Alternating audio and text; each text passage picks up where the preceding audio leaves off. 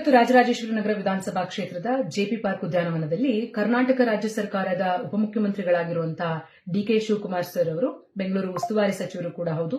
ಅವರು ಬೆಂಗಳೂರು ನಡಿಗೆ ಅನ್ನೋ ಒಂದು ಕಾರ್ಯಕ್ರಮ ನಾಗರಿಕರ ಜೊತೆಗೆ ಬೆಂಗಳೂರಿನ ನಾಗರಿಕರ ಜೊತೆಗೆ ಸಂವಾದವನ್ನ ಸಮಾಲೋಚನೆಯನ್ನ ಮಾಡಿ ಅವರಿಗೆ ಏನಾದರೂ ಸಮಸ್ಯೆ ಇದ್ರೆ ಅದನ್ನ ಸ್ಥಳದಲ್ಲೇ ಪರಿಹಾರ ಮಾಡಬೇಕು ಅನ್ನೋ ಒಂದು ಉತ್ತಮವಾದಂತಹ ಯೋಜನೆಯನ್ನ ಇವತ್ತು ನಮ್ಮ ಕ್ಷೇತ್ರದಲ್ಲೂ ಕೂಡ ಆಯೋಜನೆಗೊಂಡಿತ್ತು. ಕಾರ್ಯಕ್ರಮ ಕೂಡ ನಡೆಯಿತು. ಈ ಕಾರ್ಯಕ್ರಮಕ್ಕೆ ಬಂದಂತ ಶಾಸಕರು ತಾವು ಏನ್ ಮಾಡಿದ್ರಿ? ಗಲಾಟೆಯನ್ನ ಮಾಡಿದ್ರಿ. ನಂತರ ನಿಮ್ಮ ಮೇಲೆ ದೌರ್ಜನ್ಯ ಆಗಿದೆ ಅಂತ ಹೇಳಿ ಮಾಧ್ಯಮಗಳ ಮುಂದೆ ಹೋಗಿ ಅಳಲನ್ನ ತೋಡ್ಕೊಂಡ್ರಿ. ಮಾಧ್ಯಮಗಳ ಮುಂದೆ ಬಹಳ ರೋಷಾವೇಶದಿಂದ ಹೇಳಿಕೆಗಳನ್ನ ನೀಡಿದಿರಿ. ಏನಂತ? ಒಂದು ಹೆಣ್ಣನ್ನ ಪಕ್ಕದಲ್ಲಿ ನಿಲ್ಸ್ಕೊಂಡು ಬೆಳಗ್ಗೆಯಿಂದನೂ ವಾಕಿಂಗ್ ಮಾಡ್ತಾ ಇದ್ದಾರೆ, ಒಂದು ಹೆಣ್ಣನ್ನ ನಿಲ್ಸ್ಕೊಂಡು ಪ್ರಚಾರ ಮಾಡ್ತಾ ಇದ್ದಾರೆ.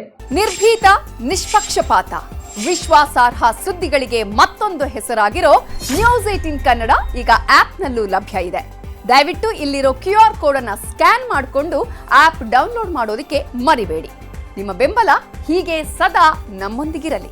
ಧನ್ಯವಾದ. ಒಂದು ಹೆಣ್ಣನ್ನ ಉಪಯೋಗಿಸ್ಕೊಂಡು ಜನಗಳನ್ನ ಭೇಟಿ ಮಾಡ್ತಾ ಇದ್ದಾರೆ. ಒಂದು ಹೆಣ್ಣನ್ನ MLA ಮಾಡಬೇಕು, ಒಂದು ಹೆಣ್ಣನ್ನ ಮಂತ್ರಿ ಮಾಡಬೇಕು. ರಾಮಾಯಣ ನಡೆದಿದ್ದು ಹೆಣ್ಣಿಂದ, ಮಹಾಭಾರತ ನಡೆದಿದ್ದು ಹೆಣ್ಣಿಂದ. ಯಾಕ್ರಿ ಇಷ್ಟೊಂದು ತಾತ್ಸಾರ ನಿಮ್ಗೆ ಹೆಣ್ಣು ಅಂದ್ರೆ? ಯಾಕೆ ಇಷ್ಟು ತುಚ್ಛವಾಗಿ ಒಂದು ಹೆಣ್ಣು ಬಗ್ಗೆ ಮಾತಾಡ್ತಿರಲ್ಲ?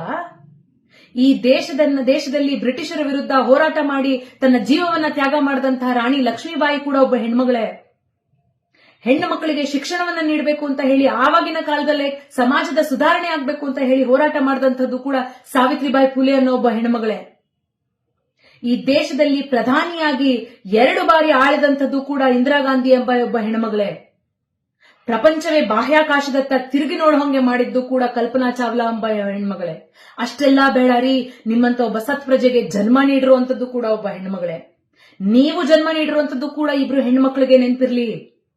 ರಾಮಾಯಣ ನಡೆದಿದ್ದು ಯಾರಿಂದ? ರಾಕ್ಷಸ ರಾವಣ ಸೀತಾದೇವಿಯ ಮೇಲೆ ಮೋಹಗೊಂಡು ಅಪಹರಣ ಮಾಡಿದ್ದಕ್ಕೆ ರಾಮಾಯಣ ನಡೆಯಿತು. ಕೌರವರು ದ್ರೌಪದಿಯ ವಸ್ತ್ರಾಪಹರಣ ಮಾಡಿದ್ರು ಅಂತ ಕುರುಕ್ಷೇತ್ರ ನಡೆಯಿತು. ನಿಮ್ಮಿಂದ ಇನ್ನೇನನ್ನ ತಾನೇ ನಿರೀಕ್ಷೆ ಮಾಡ್ಲಿಕ್ಕೆ ಸಾಧ್ಯ ರೀ? ನಿಮ್ಮ ನುಡಿಮುತ್ತುಗಳಿದ್ವಲ್ಲ, ಹೆಣ್ಣನ್ನ ಯಾವ ಭಾವನೆಯಲ್ಲಿ ನೋಡ್ತೀರಿ ಅಂತ ನಿಮ್ಮ ನುಡಿಮುತ್ತುಗಳು ಇಡೀ ರಾಜ್ಯದ ಜನ ಕೇಳಿದಾರ್ರಿ.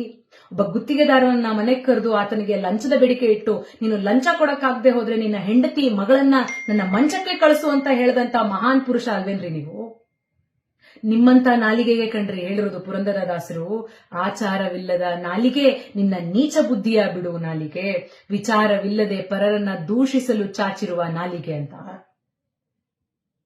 ನೀವು ಕೆಲಸ ಮಾಡಿ ರಾಜಕಾರಣದಲ್ಲಿ ನಿಮ್ಗೆ ಅವಕಾಶ ಸಿಕ್ಕಿದೆ, ಕೆಲಸ ಮಾಡ್ರಿ. ಆದ್ರೆ ಪಾಟ್ ಹೋಲ್ ಮುಚ್ಚಿ ಅಂತ ಅಂದ್ರೆ ಇಂಜಿನಿಯರ್ಗಳಿಗೆ ಕರೆದ್ಬಿಟ್ಟು ಪಾಟ್ ಹೋಲ್ ಮುಚ್ಕೂಡ್ದು, ಸರ್ಕಾರಕ್ಕೆ ಕೆಟ್ಟ ಹೆಸರು ಬರಬೇಕು, ಜನಗಳು ಹೆಂಗಾದ್ರೂ ಸಾಯ್ಲಿ, ಸರ್ಕಾರಕ್ಕೆ ಸಚಿವರಿಗೆ ಕೆಟ್ಟ ಹೆಸರು ಬರಬೇಕು ಅಂತ ಹೇಳಿ ಪಾಟ್ ಹೋಲ್ ಮುಚ್ಚಕ್ ಬಿಡದೆ ಇರುವಂತ ನೀವು ಇವತ್ತು ಅಭಿವೃದ್ಧಿ ಬಗ್ಗೆ ಮಾತಾಡ್ತೀರಿ, ನಿಮ್ಮನ್ನ ಕಡೆಗಣಿಸೋದ್ರ ಬಗ್ಗೆ ಮಾತಾಡ್ತೀರಿ. ನೀವು ಮಾಡಿದಂತ ಹಗರಣಗಳು, ನೀವು ಮಾಡಿರುವಂತ ಜೆಪಿ ಪಾರ್ಕ್ ಉದ್ಯಾನದ ಹಾಳ್ಗಿಡಿರುವಂತ ಜೆಪಿ ಪಾರ್ಕ್ ಉದ್ಯಾನದ ಬಗ್ಗೆ ಜನಸಾಮಾನ್ಯರು ಇವತ್ತು ಹೋಗಿ ಎಲ್ಲ ಕಂಪ್ಲೇಂಟ್ ಮಾಡ್ತಾ ಇದ್ರಲ್ರಿ. ಆ ಚೆನ್ನಾಗಿದ್ದಂತ ಸ್ವಿಮ್ಮಿಂಗ್ ಪೂಲ್ ಅಲ್ಲಿ ಇವತ್ತು ಹಾವು ಚೇಳುಗಳು ಓಡಾಡ್ತಾ ಇದ್ದಾವೆ. ಆ ಮಕ್ಕಳು ಆಟ ಆಡ್ತಾ ಇದ್ದಂತಹ ಆಟದ ಮೈದಾನ ಇವತ್ತು ಎಲ್ಲವೂ ಕೂಡ ನೆನಗುದಿಗೆ ಬಿದ್ದಿದೆ. ಅಲ್ಲಿ ಅಲ್ಲಿ ಉಪಯೋಗಿಸ್ಲಿಕ್ಕೆ ಯಾವ ವ್ಯವಸ್ಥೆನೂ ಕೂಡ ಇಲ್ಲ. ಇವೆಲ್ಲವೂ ಕೂಡ ಎಲ್ಲಿ ಜನಗಳ ಮುಂದೆ, ಎಲ್ಲಿ ಸಮಾಜದ ಮುಂದೆ, ಎಲ್ಲಿ ಮಾಧ್ಯಮದ ಮುಂದೆ ಬರುತ್ತೋ ಅಂತ ಹೇಳಿ ಇವತ್ತು ಒಂದು ದೊಡ್ಡ ನಾಟಕವನ್ನ ಸೃಷ್ಟಿ ಮಾಡಿ ನನಗೆ ಮೇಲೆ ದೌರ್ಜನ್ಯ ಮಾಡಿದ್ರು ಅಂತ ಹೇಳಿ ಹೇಳಿಕೆಗಳನ್ನ ಬಾಯಿಗೆ ನಾಲಿಗೆಗೆ ಎಲ್ಲಿಬಿಲ್ಲ ಅಂತ ಹೇಳಿ ಏನ್ ಬೇಕೋ ಹೇಳಿಕೆಗಳನ್ನ ನೀಡ್ತಾ ಇದ್ದೀರಲ್ಲ ನೀವು. ಇನ್ನೊಂದು ವಿಪರ್ಯಾಸ ಹೇಳಲೇಬೇಕು ಇದನ್ನ. ತಾವು ಬಹಳ ಗೌರವ ಇದೆ ನನಗೆ RSS ಬಗ್ಗೆ ಅಂತ ಹೇಳಿ ತಾವು ನನ್ನ RSS ಟಾಪಿಕ್ ತೆಗೆದುಬಿಟ್ರು, ಹಂಗೆ ಅಂತ ಅವಮಾನ ಮಾಡ್ಬಿಟ್ರು ಅಂತ ಹೇಳ್ತಿದ್ದೀರಲ್ಲ. ನನಗೆ ಸತ್ಯವಾಗ್ಲೂ ನಗಬೇಕು ಅಳಬೇಕು ಗೊತ್ತಾಗ್ತಾ ಇಲ್ಲ. RSSಗೆ 100 ವರ್ಷದ ಇತಿಹಾಸ ಇದೆ ಅಂತ ಹೇಳ್ತಾರೆ ನಿಮ್ಮ ನಾಯಕರು ಎಲ್ಲರೂ ಕೂಡ. ಆ RSSಗೆ ನಿಮ್ಮಂತವ್ರು ಒಬ್ಬ ಅತ್ಯಾಚಾರದ ಆರೋಪಿ, ಒಬ್ಬ ಅನಾಚಾರ ಮಾಡಿರುವಂತ ಆರೋಪಿ, ನಿಮ್ಮದೇ ಪಕ್ಷ ಬಿಜೆಪಿ ಪಕ್ಷದ MLC ಆಗಿದ್ದಂತವರು ನಿಮ್ಮ ವಿರುದ್ಧ ಈಗಲೂ ಕೂಡ ಕೋರ್ಟ್ನಲ್ಲಿ ಕೇಸನ್ನ ನಡೆಸ್ತಾ ಇದ್ದಾರೆ. ನಿಮ್ಮಂತವರು RSS ವೇಷವನ್ನ ಧರಿಸುವಂತ ಪರಿಸ್ಥಿತಿ RSSಗೆ ಬಂದ್ಬಿಡ್ತಲ್ಲ ಅನ್ನೋ ಒಂದು ವಿಚಾರ ನನಗೆ ನಗಬೇಕು ಅಳಬೇಕು ಗೊತ್ತಾಗ್ತಾ ಇಲ್ಲ ರೀ. ನೀವು ರಾಜಕಾರಣ ಮಾಡ್ಬೇಕಾ? ನೇರ ರಾಜಕಾರಣ ಮಾಡಿ, ತಯಾರಿದ್ದೀನಿ ನಾನು. ನಿಮ್ಮ ಮುಂದೆ ಒಬ್ಬ ಹೆಣ್ಣು ಮಗಳು ರಾಜಕಾರಣದಲ್ಲಿ ಪ್ರತಿಸ್ಪರ್ಧಿಯಾಗಿ ನಿಂತಿದ್ದಾಳೆ ಅಂತ ಹೇಳಿ ನಿಮ್ಗೆ ತಡ್ಕೊಳಕ್ ಆಗ್ತಾ ಇಲ್ಲ ಅನ್ನೋದು ಬಹಳ ಸರಾಗವಾಗಿ ಎಲ್ರಿಗೂ ಕೂಡ ಗೊತ್ತಾಗ್ತಾ ಇದೆ. ನಿಮ್ಗೆ 1,25,000 ಮತಗಳನ್ನು ನೀಡಿದ್ರೆ ಇದೇ ರಾಜರಾಜೇಶ್ವರಿ ನಗರ ಕ್ಷೇತ್ರದಲ್ಲಿ 1,16,000 ಮತಗಳನ್ನ ಇದೇ ಹೆಣ್ಣು ಮಗಳಿಗೆ ನೀಡಿದಾರ್ರಿ. ನಮ್ಮನ್ನು ಒಂದು ಜನ ಕೇಳ್ತಾರೆ, ನಿಮ್ಗೆ ಮತ ನೀಡಿದೀವಿ, ನಮ್ಗೆ ಸಮಸ್ಯೆ ಇದೆ, ಪರಿಹಾರ ಮಾಡಿಸಿ ಅಂತ. ಅದೇ ಒಬ್ಬ ಪುರುಷ ಅಭ್ಯರ್ಥಿ, ನಿಮ್ಮ ವಿರುದ್ಧ ನಿಂತ ಪುರುಷ ಅಭ್ಯರ್ಥಿ, ಸೋತ ಅಭ್ಯರ್ಥಿ ಇವತ್ತು ಸಚಿವರ ಜೊತೆ ನಡೆದು ಹೋಗಿ ಜನಗಳ ಸಮಸ್ಯೆಗಳನ್ನ ಅವರ ಮುಂದೆ ಇಟ್ಟಿದ್ರೆ ನೀವು ಇದೇ ರೀತಿ ತುಚ್ಛವಾಗಿ ಆತನ ಬಗ್ಗೆ ಮಾತಾಡ್ತಿದ್ರಾ?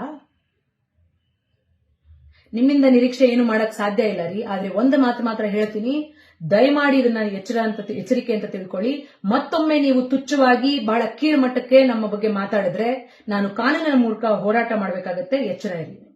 ನಿರ್ಭೀತ, ನಿಷ್ಪಕ್ಷಪಾತ, ವಿಶ್ವಾಸಾರ್ಹ ಸುದ್ದಿಗಳಿಗೆ ಮತ್ತೊಂದು ಹೆಸರಾಗಿರುವಂತ ನ್ಯೂಸ್ 18 ಕನ್ನಡ ಈಗ ಆಪ್ನಲ್ಲೂ ಲಭ್ಯವಿದೆ. ದಯವಿಟ್ಟು ಇಲ್ಲಿರುವ QR ಕೋಡ್ ಅನ್ನ ಸ್ಕ್ಯಾನ್ ಮಾಡಿಕೊಂಡು ಆಪ್ ಅನ್ನ ಡೌನ್ಲೋಡ್ ಮಾಡೋದಕ್ಕೆ ಮರಿಬೇಡಿ. ನಿಮ್ಮ ಬೆಂಬಲ ಹೀಗೆ ಸದಾ ನಮ್ಮೊಂದಿಗಿರಲಿ. ಧನ್ಯವಾದ.